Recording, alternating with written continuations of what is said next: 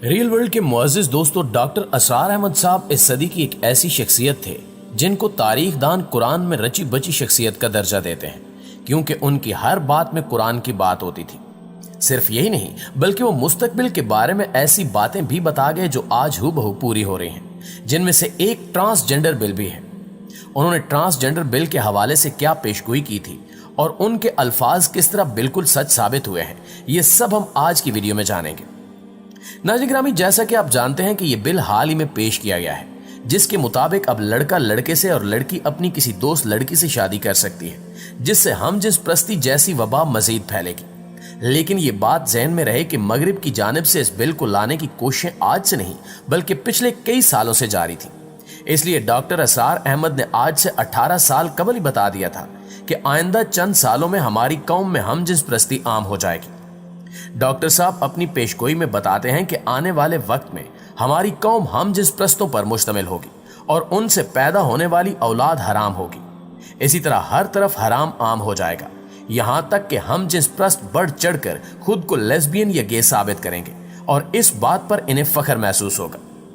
वो अपनी तकरीर में मजीद बताते हैं कि जिना दो तरह के हो जाएंगे, जिनमें से एक जिना बिल रजा और दूसरा जिना बिल जबर होगा। और हैरत अंगेज तौर पर जिना बिल रजा यानी अपनी मर्जी से जिना करने को जुर्म समझा ही नहीं जाएगा। वो बताते हैं कि जैसे मगरिब में इस वक्त मुआशरती अक़दार का खात्मा हो चुका है, बिल्कुल वैसे ही इस्लामी ममालिक में भी अक़दार का खात्मा कर दिया जाएगा और हर वो चीज जो मगरिब में जायज समझी जाती है वही इस्लामी मुआशरे में भी जायज समझी जाएगी।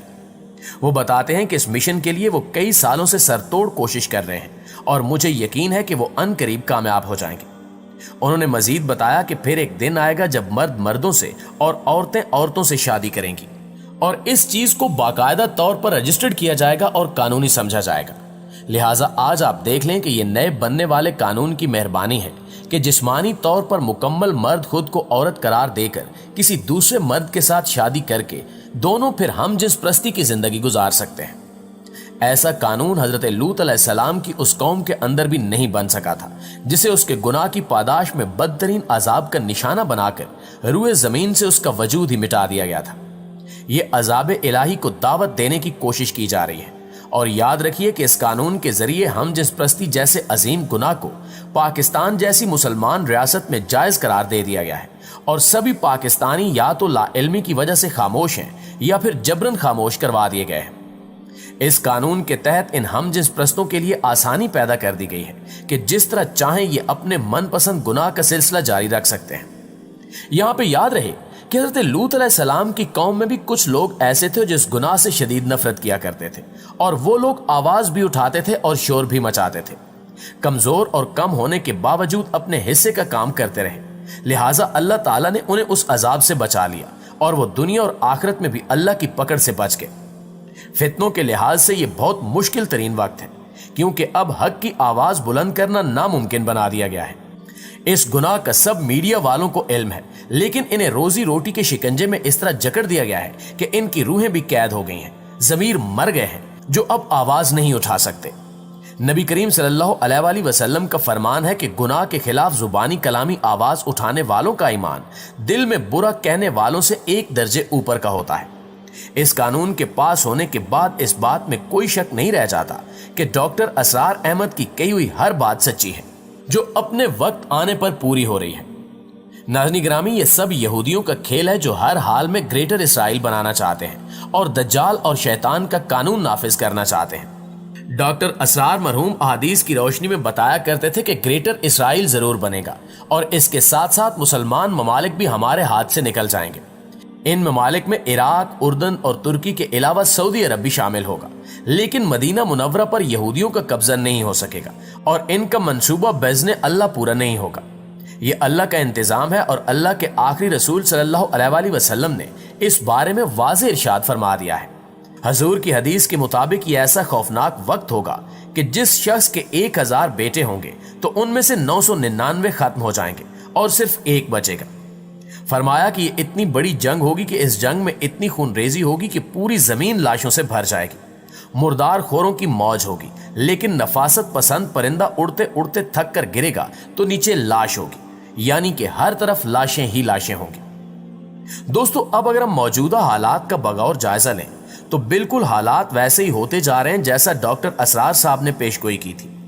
آج بہت سے نام نہاد اسلامی ممالک ایسے ہیں جو اسرائیل کے ہر اس ناپاک مقصد میں ساتھ دے رہے ہیں جو اسلام اور مسلمانوں کے خلاف ہے، اور افسوسناک طور پر ان ممالک میں سعودی عرب پہلے نمبر پر ہے۔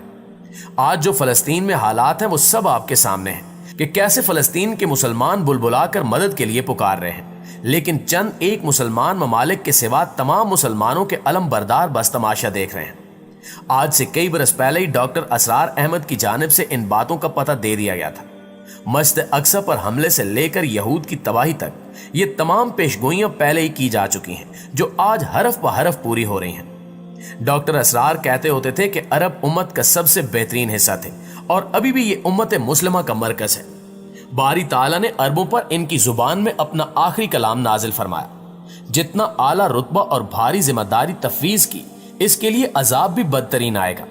عرب کے بارے میں حضور صلی اللہ علیہ وآلہ وسلم کی حدیث موجود ہے کہ ویل العرب، یعنی عرب کے لیے بہت بڑی ہلاکت ہے، اور یہ ہلاکت آج ایک ملعون اور مغضوب قوم کی طرف سے عرب کے سینے میں خنجر کی طرح گھونپتی گئی ہے۔ 30 کروڑ عرب بے حمیتی، بزدلی، کمزوری اور ذلت کی مثال بنے ہوئے ہیں۔ ڈاکٹر صاحب فرماتے ہیں کہ اب جلد یہ بدیر یہودی یروشلم پر قبضہ مستحکم کرنے کے بعد مسجد اقصی کو شہید کر دیں گے۔ پھر کعبۃ الصخرہ اور مسجد اقصی کے انہدام کے افسوسناک واقعے کے بعد مسلم دنیا میں آگ لگ جائے گی اور عالمی سامراج کی 10 نگر مسلمان حکومتیں عوامی رد عمل کے سیلاب میں تنکوں کی طرح بہہ جائیں گی۔ ڈاکٹر صاحب مزید کہتے ہیں کہ 1967 میں یہودیوں نے 6 دن کی جنگ کے دوران مصر سے سینا کا علاقہ چھین لیا، شام سے گولان کی پہاڑیاں لے لیں اور اردن سے پورے کا پورا مغربی کنارہ ہتھیا لیا، اور اسرائیل کے پہلے وزیر اعظم بن گوریان نے عربوں کے خلاف پیرس میں منعقدہ جشن کی تقریب سے خطاب میں کہا تھا کہ ہمیں کسی عرب ملک سے خطرہ نہیں، ہمیں صرف پاکستان سے خطرہ ہے۔ حالانکہ اس وقت پاکستان ایٹمی طاقت بھی نہیں تھا، اسی لیے امریکی افغانستان میں پنجے گاڑے بیٹھے ہیں۔ افغانستان میں پاکستانی سرحد کے ساتھ ساتھ ایسے مضبوط بنکرز اور فوجی تنصیبات بنائی جا رہی ہیں جسے امریکہ بہت بڑی جنگ کی تیاری کر رہا ہو۔ ڈاکٹر صاحب مزید کہتے ہیں کہ ہم تیزی سے اس صورتحال کی طرف بڑھ رہے ہیں جب دنیا کے 1.5 ارب مسلمان سیلاب کے وہ تنکے بن چکے ہیں کہ جن کے بارے میں میرے آقا رسول اللہ صلی اللہ علیہ وآلہ وسلم نے بتا دیا تھا کہ یہ تعداد میں بہت زیادہ ہونے کے باوجود بھی سیلابی تنکوں کی طرح کفار کی چالوں میں بہہ جائیں گے۔ کفار ایک دوسرے کو مسلمانوں پر حملے کے لیے ایسے دعوت دیں گے جیسے دسترخوان پر کھانے کی دعوت دیتے ہیں۔ اب آپ دیکھیں کہ کس طرح ہماری قوم مکمل طور پر کفار کی چالوں سے لا علم نظر آ رہی ہے۔ ہمارا میڈیا اور ہمارے حرام خور سیاستدان کفار کے اشاروں پر ناچتے ہیں۔ میڈیا یا سیاستدان سب رول ماڈل کے طور پر کفار کے نظام کو پیش کرتے ہیں، جبکہ اپنے اسلامی اسلاف کو یہ تنگ نظر کہتے ہیں۔ دعا ہے کہ اللہ تعالی ہر مسلمان کو دین اسلام کو سمجھنے اور اس پر عمل کرنے کی توفیق عطا فرمائے۔ آمین ثم آمین۔